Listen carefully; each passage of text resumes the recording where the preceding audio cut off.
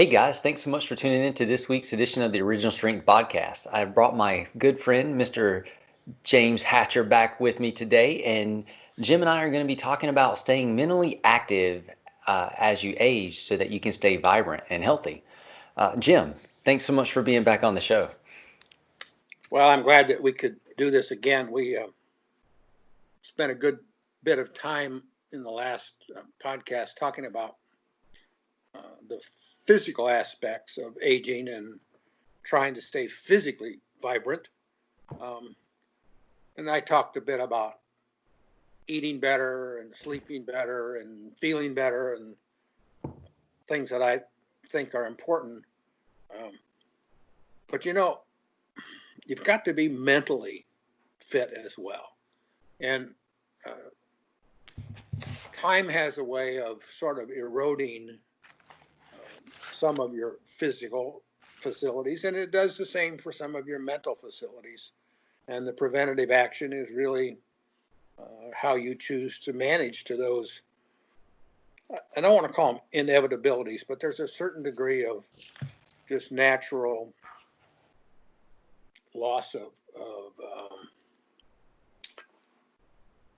mental acuity, let's say, that comes with aging. So a lot of these comments today are probably more directed to some older people who might be watching this, although I think younger people who are active in your program can certainly help talk about this, work with clients to better understand the requirements for mental activity as well.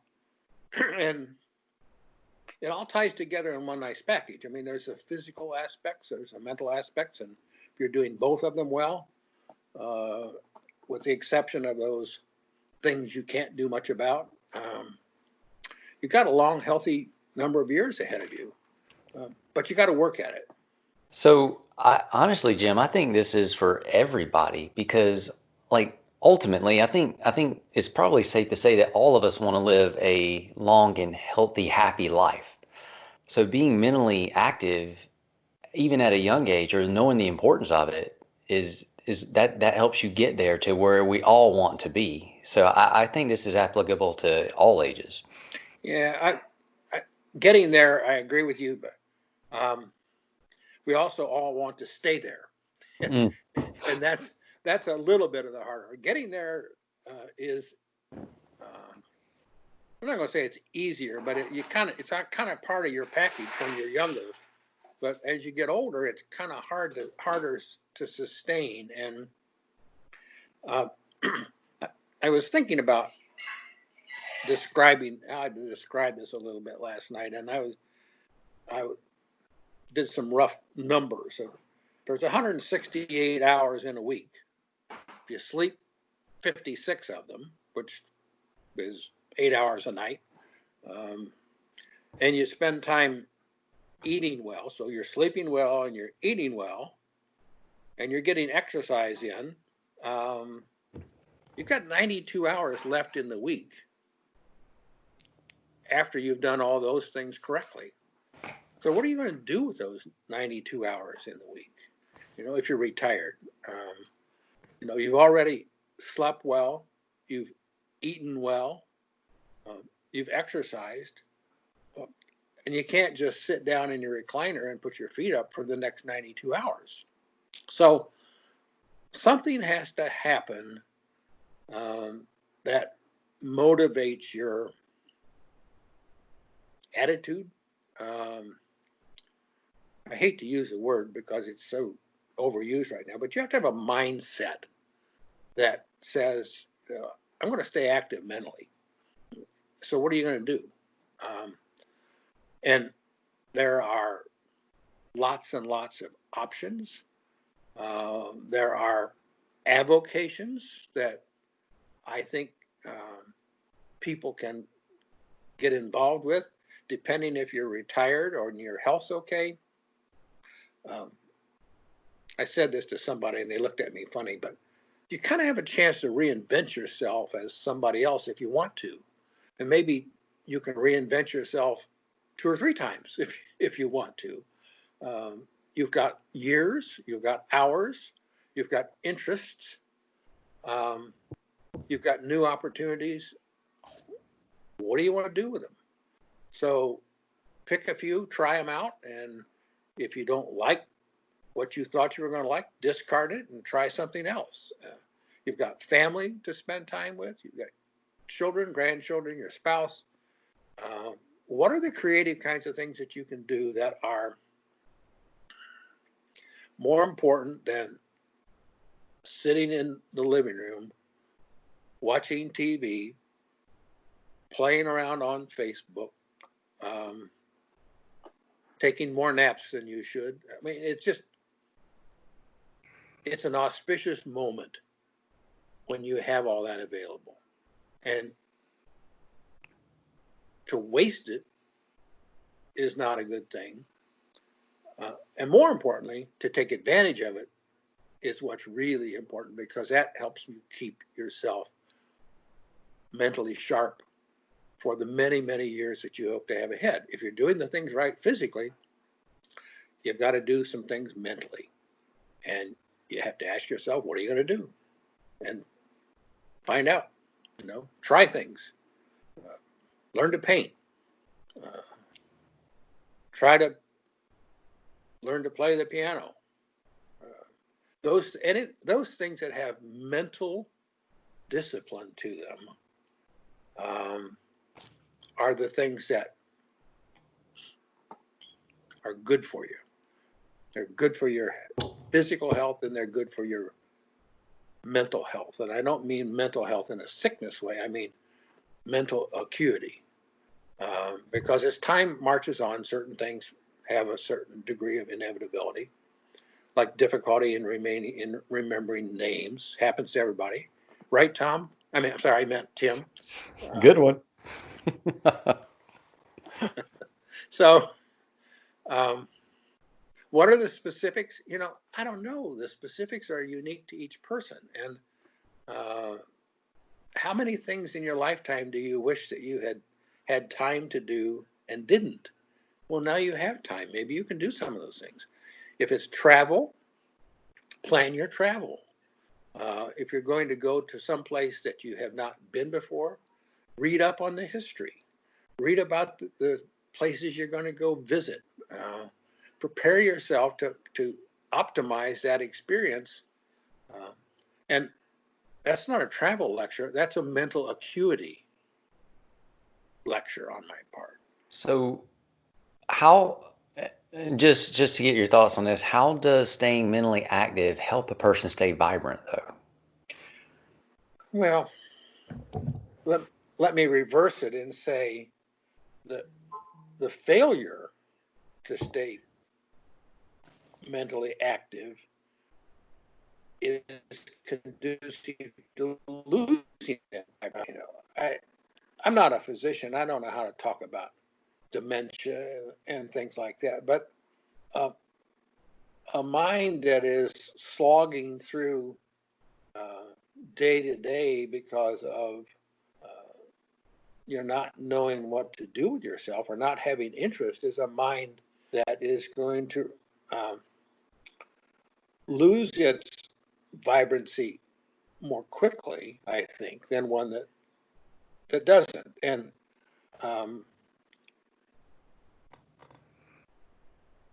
enthusiasm, happiness, eating well, sleeping well, having objectives, all those things that are driven mentally are things that just keep you going. I don't know how to answer your question except to say, in the absence of doing those things, the downside is greater than the upside of being active. Do you think that there is a difference in having an avocation and a hobby? Can they be separate and distinct from having a purpose, or do they run together? Gee, that's kind of a tough question. I'm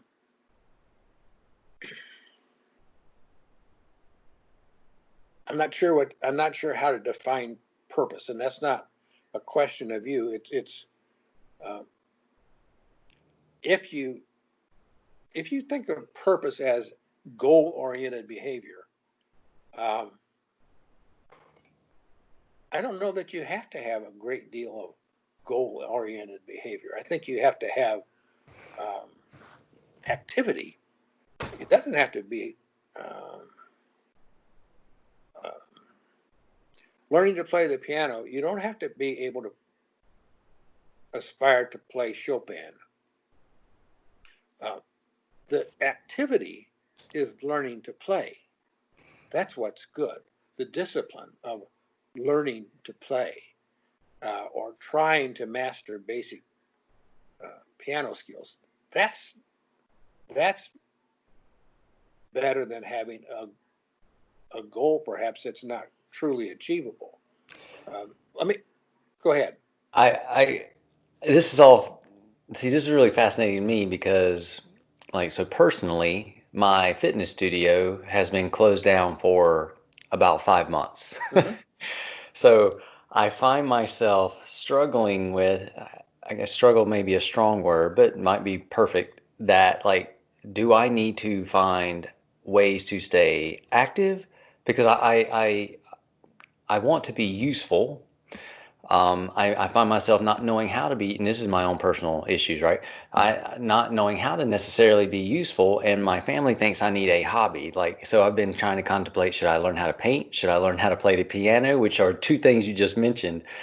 And it's all this like I'm wrestling with: do I just need a hobby, or do I need to find other ways to try to be useful, or for me, purpose oriented?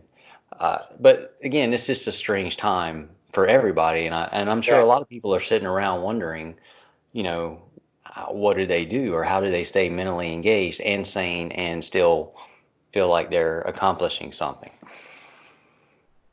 Yeah, that you're absolutely correct. These are difficult times. People do not know. There's not a roadmap about how to handle um, being stuck at home or uh, being unable to do the things that are part of your daily routine. Um, but this is not a great example. But have you ever used Indian clubs? Yes, sir. Okay, I use them as well, and I'm not good at it. Um, but Indian clubs are something that I've tried to learn as I've had time to work on it. Now, the obvious things that you think about are increased shoulder mobility, all the things that come from learning these various moves. The less obvious is the mental discipline that's required to develop the muscle memory to do certain moves, learn to build in a sequential way. And, and to me, the use of Indian clubs is a mental exercise. Now, I don't want to hit myself. I don't want to bang two of them into one another, but I have to concentrate mentally to be sure that I'm trying to do each move as I have tried to learn it. Now, is that changing the subject on what we were talking about or not? Uh, Maybe it is, but my my point is, um, I don't necessarily have a purpose, meaning a long-term goal. I'm not trying to become um, Dr. Ed Thomas. Um, on a day-to-day basis, the the rehearsing and re-rehearsing of the mental muscle connection in each of these things that I'm trying to do is a benefit for me. The side benefit may be the mobility, but it's a mental activity. It requires concentration. It requires paying attention to detail to learn to do things properly and sequentially. Um, and so Does it have a purpose? I don't know. It doesn't have a long-term purpose for me, but it has a part of my daily living type purpose. I don't know if that makes sense or not, Tim, but I, it's not a hobby. It doesn't have a purpose as far as a long-term goal. I'm not trying to be, I don't want to be a Indian club instructor, but the byproduct of spending time on it, I'm going to say daily, but I don't do it daily. The byproduct of spending time on it is mental for me.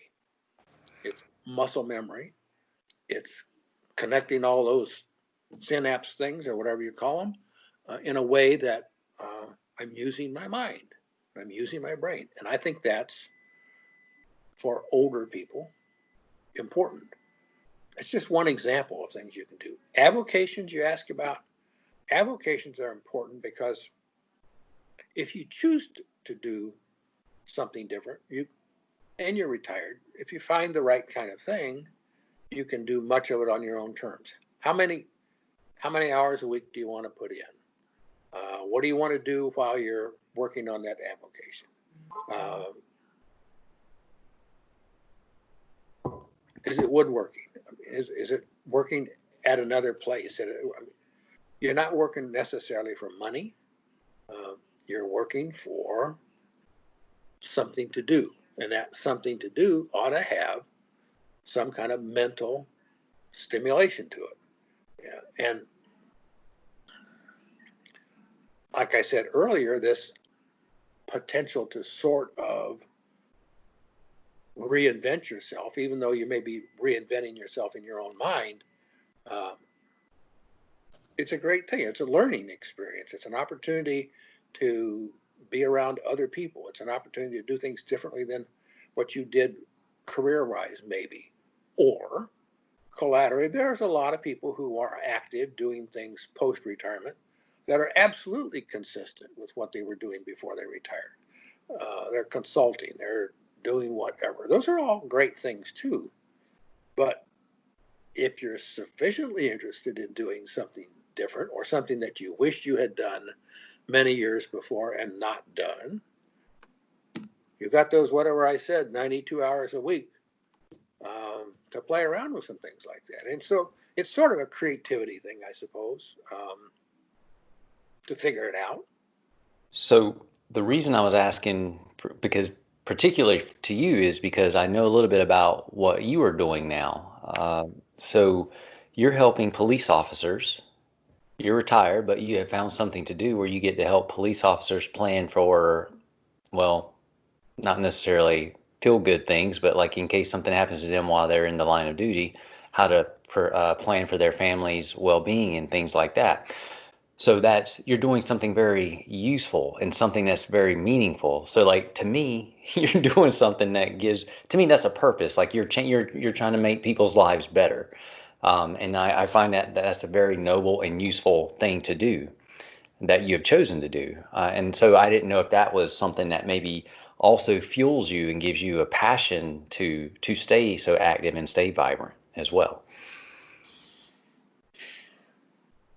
Absolutely. uh, the, the short version of all that is that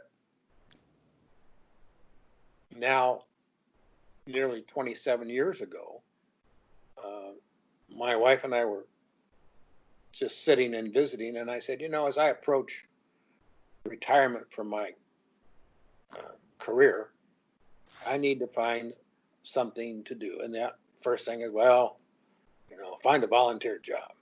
And she had been volunteering at the local hospital and said, well, why don't you see what they have available at the hospital that you might be interested in? And my reaction to that was, I don't want to do that. That's your place. I mean, that's where you do your work. That's your world. I need to find my own.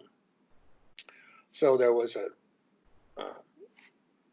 turned out to be an ad in the paper that the local sheriff's office, which happens to be a big one because we live in a county with over 1 million people, uh, was going to create what they called a senior community service unit. And anyone who might be interested could show up at a meeting. And I thought, well, that'd be about as different of anything I've ever done in my life. And I went to that meeting, and now I'm in my 27th year there. And I've done lots of different things. And during the summer months, when we had our home in northern Michigan, for 5 months every summer for 15 years, I worked as a reserve deputy sheriff for a very small sheriff's office. And so the whole law enforcement thing is all new, totally different than anything I'd ever done before. And it has sustained me for 26, 27 years. As to the current activity that I've been involved with, it's been very difficult, but it's been very challenging as well. How do you talk to a group of 25 to 45-year-old men and women about preparing for the possibility of their losing their life in the line of duty? How do you talk to the command staff from the sheriff through all the top people about what are your responsibilities going to be with regards to respecting the family and honoring this person, recognizing that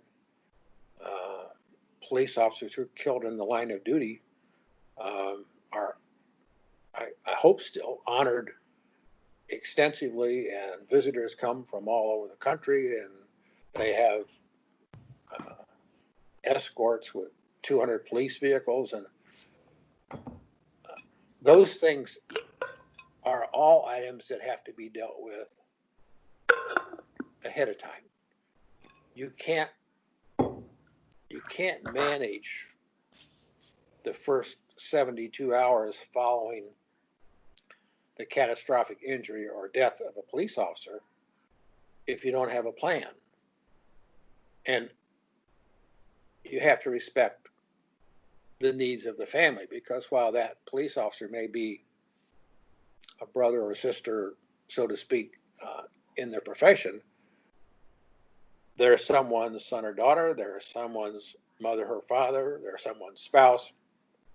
So how do you meld the respect for the family with the desire of the law enforcement community to honor this person's life under the amount of stress that's there? So, I mean, the long part of that is it has been mentally engaging for me because I've had to be very creative, and I've had to deal with people at all levels who don't want to talk about the subject. Their perception is it will never happen to me. Well, guess what? Look around the country. It happens to a lot of people lately. And it's, if you're not prepared for it, you have an obligation as an officer to do what you can to make it easier for your family to make decisions by providing information that you think, no big deal, it's not going to happen to me. You need, as an agency, to be prepared to handle what's going to happen at the hospital. How's the family going to be managed? What are you going to do with all these people who have interest? What are you going to do about the media? What are you going to do about, well, I don't even want to get into the business of what people think about police officers these days. But I'm telling you all of that because it has been an immense challenge for me. You're right. You used the word passion. It has been a passion for me to work on something extremely difficult, extremely complex, but it had a purpose, as you say, because it had to be done. And I'm the one that did it. Now, have I reinvented myself a little bit? Yeah, but it's within a broader environment of something in which I'm pretty familiar with, having spent 26 years working in that environment. So try to get back on subject, the idea of some kind of avocation is an opportunity to kind of reinvent yourself, take on something with a purpose, have motivation to do it, use your mind, and do it without the constraints of having to be there 5, 6, 7 days a week. I mean, I did it on my own time. I could work on it at home. I could do things in a way that I wanted to do them. And that's part of this mental engagement thing. At 78 years of age, or I've used my mind as if I was a 50-year-old, because it's been busy, it's been a passion, it's been important, it had a purpose. But I did it mostly on my own terms. What's next? I don't know. I mean,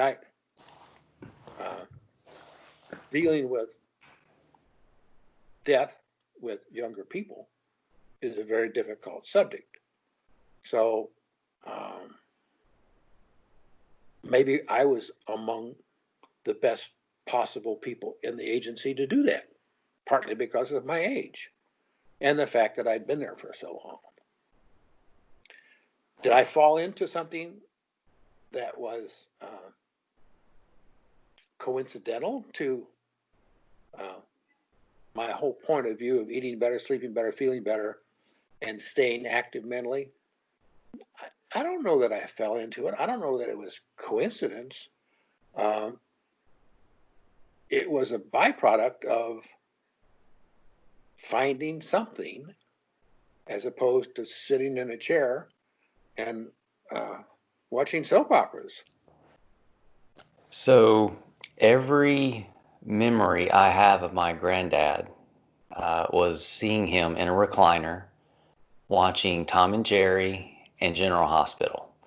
So for my entire life, from a child to an adult, that is my memory because that's where I always found him and that's where he always stayed. And he passed away with mental dementia and other issues. But I never saw him do anything. That was his life once he retired. And I do think that having a purpose or a passion or mental interest does fuel the body and it gives you energy and it does make you vibrant. Like even Jesus told his disciples, "I've got food to eat that you don't even know about," because they were wondering where all his energy came from. But he was on mission, and he had an interest. But I do think that not doing that, and no matter what age you are, like I've seen teenagers and people in their 20s when they're just not fired up about anything, they're lethargic, they're lazy, they're bored. They get bored so easy, and they just sit there though, and they stay bored. And there's no fire in them. And I think that like well, everything you're talking about does give people the energy to go on and to live a useful, driven life. Like, so you're doing something that's extremely useful for the world, and it lights you up. It lights your wick. And I think that's the kind of stuff that can keep you around until you're 110, 115. I think it's when we just give up and when you're just doing nothing that nothing happens pretty quickly. Yeah, I mean, to try to put a little bit of a bow on this package is the arithmetic I did on hours was revealing to me, because I've been on this kick lately of eating better, sleeping better, feeling better, and all those things we talked about before. And if you do those things and do them well and build exercise into your schedule, all of those are important, and they're the things that we in the fitness world think about all the time. But you still got all those hours left. What are you going to do with all those extra hours? And to me, uh, finding a way to maintain, I'm going to use the word maintain, the best mental acuity that you can is what ties that all together into a good package. You can eat better, sleep better, and exercise. Hopefully that makes you feel better. But if you do all that and then you sit down for the rest of the day, I'm not sure you're advancing your longevity in a way that, words are hard here, the potential, you're missing a lot of your potential if you don't do more, and more means maintaining your mental abilities as well as you can for as long as you can. Just like we talked about, maintaining your physical abilities as well as you can for as long as you can. I mean, is stuff going to get in the way? Sure. Are you going to have an injury? Yeah. Are you going to have a bypass surgery? You might. What about a knee replacement? There's all kinds of things as you get a little bit older that get in your way. But if you have a passion, you bounce back better afterwards. Yes. If you're healthy, you bounce better back physically, but you got to bounce back mentally as well. And the absence of a passion, and that's from this conversation, that word has helped me a lot. The absence of a passion for something is just conducive to losing the battle with all the inevitabilities that you have to deal with. And those, as you get older, those inevitabilities are pretty much real. Stuff just happens. I think that all that stuff you said is spot on, but I think it can actually go in the other order. Like, I think having a passion can help you move better, can help you sleep better, can help you eat better, help you make better choices. I think that passion can actually invigorate all those other things you want to do, or even inspire you to do those things to stay to stay healthier and more vibrant too. Yeah, I don't disagree with that. I'll say it a little differently. I think having that passion creates a context for you in which to make decisions about all those other things. Yes, that's very well said. And if you don't have a context in which to make decisions, you don't know whether you're making a good decision or a bad decision on a lot of things. But you're right. If that passion creates a context, you pretty about the choices you need to make otherwise. So, Right on. kind of interesting conversation we're having here, Tim. It's forcing me to think about some things. Trying to put clarity to some of this has not been as easy as I would like it to be. But I learned a lot from this conversation. So have I. So, But I think and hopefully for people listening, this is very useful because we're here for a reason. And when we go through certain milestones in life, the reason we're here doesn't stop. right. So like whether it's graduating, whether it's changing jobs, whether it's retiring from a job, that stuff to me, a lot of that is very superficial, but it's not the reason we're here. And I think we're all here to, I don't want to say, I guess it is to be useful or helpful or to make, like, leave it better than the way you found it. kind of. Excellent. Yes.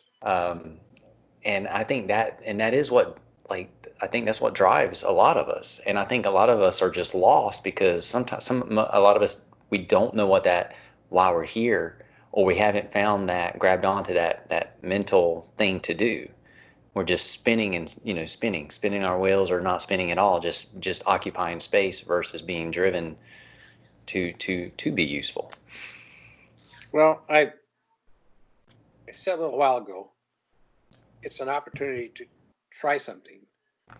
If you don't like it, just dump it and try something else. Yeah. Eventually, you're going to stumble onto something that you find a passion that you didn't have before and maybe didn't know was there. It's an adventure. It is. My father-in-law, and I wrote this in my last book. He just said something in passing one day. He said, "When you stop learning, you die." And he didn't mean physical, although it can lead to that. But he like, it's almost like a spiritual soul death when you stop learning and growing. I agree. Awesome. Well, Jim, I've really enjoyed this. Thank you for sharing your time with us again. Well, I was glad to do it, but I think I maybe got more than I gave this time. So it's been a good experience. Thanks, Tim. You're welcome, John. Hey guys, thanks so much for tuning into this week's edition of the Original Strength Podcast. I hope this was useful and helpful for you. Tune in next week. We'll talk about something else. All right, guys, thanks for listening. Thank you so much for listening to this edition of the Original Strength Podcast.